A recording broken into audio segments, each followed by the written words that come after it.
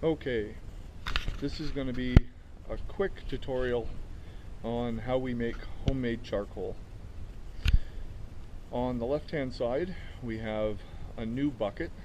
It's a 5-gallon steel pail. There we go. And we've cleaned it out. Now you want to fill your pail with solid hardwood. It could be maple, it works, preferably oak, ash, hickory, any hardwood, just chunks of hardwood. It can be pieces of a tree branch, it can be blocks like this from production offcuts, anything you want. And you want to fill the bucket with as many pieces as you can, fairly tightly packed, all the way up so that it's basically level with the top. Now in the lid, you want to take out the rubber gasket that normally runs inside of here that seals it. Pull that out with a screwdriver or a pair of pliers or something. And the hole in the top of it, right there, you're going to cut off the rubber or the plastic spout. Pull that out if you have one. And this is just crudely welded in there real quick.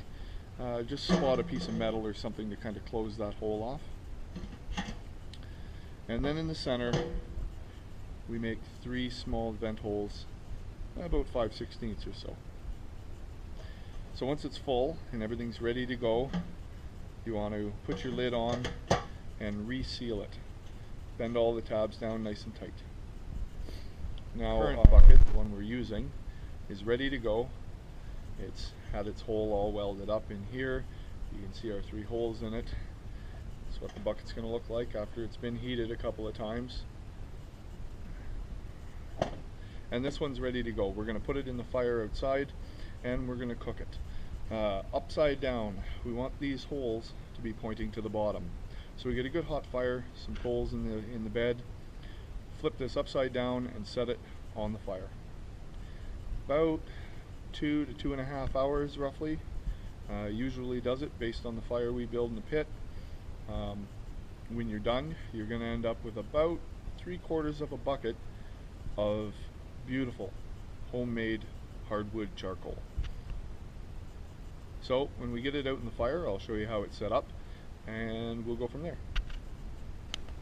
Okay, so I've got our bucket of charcoal here in the fire and it's quite hot. We've just done setting some tires and you can see that the bucket is inverted. Those vent holes at the top that let the gas escape are pointing down.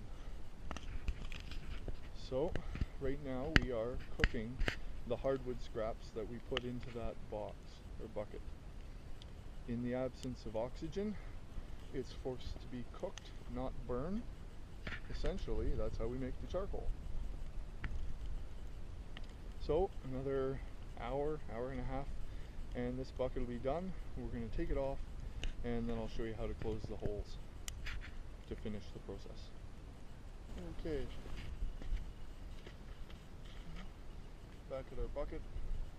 The fire, for the most part, has burned out. Just left with some ash. It's been about 2.5 or a little better for time. Now we want to take our bucket carefully. It's going to be a bit on the warm side.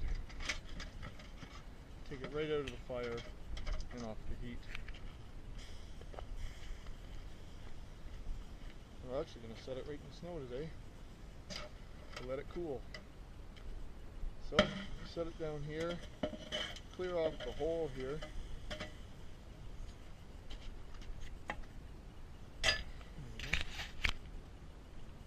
And a towel. Okay, still here it's sizzling. We are going to now take a wet paper towel, very well saturated, and carefully place that over the holes. You want to make sure it's really wet.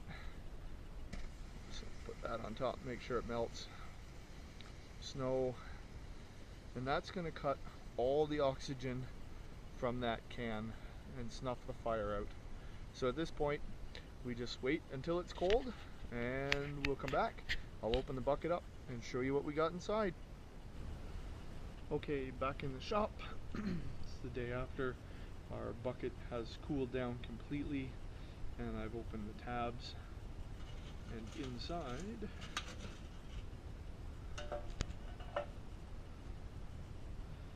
there is about, well, almost 3/4, a little over 2/3 of charcoal. This was all solid oak.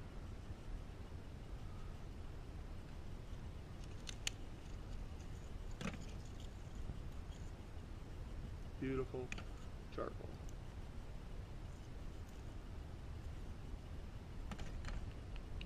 So there you go. Solid wood scraps, couple hours.